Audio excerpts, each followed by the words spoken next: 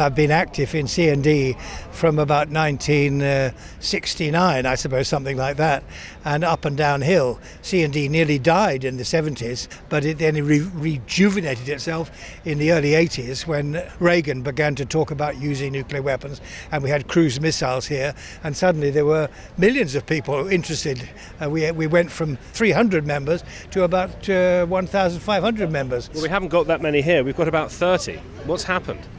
Well, partly. Have you heard anything on the news? I'm not just talking about the BBC. Anything about the fact that there's been negotiations in New York that have led to a treaty of 122 countries against nuclear weapons? There's absolutely no national publicity about it whatsoever. And that's one, they don't know about it. How worried are you? We connect you with this cause for all of our modern life. How worried are you? Permanently worried. If you have something like 10,000 nuclear warheads around with human control and mechanical control, they can go wrong. What about the combination of Presidents Kim and Trump?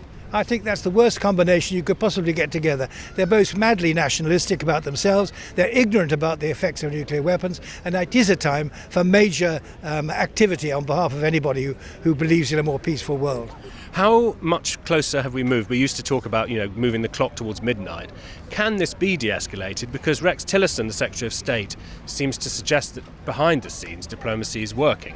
Well, let's hope for the best. Keep your fingers crossed. But I don't think it depends on that. I think it depends on some irrational moment when some president suddenly gets told this is happening and he says, oh, for God's sakes, I must fire my nuclear weapons back again. And it's all decided in 25 minutes. That's the danger that we're in.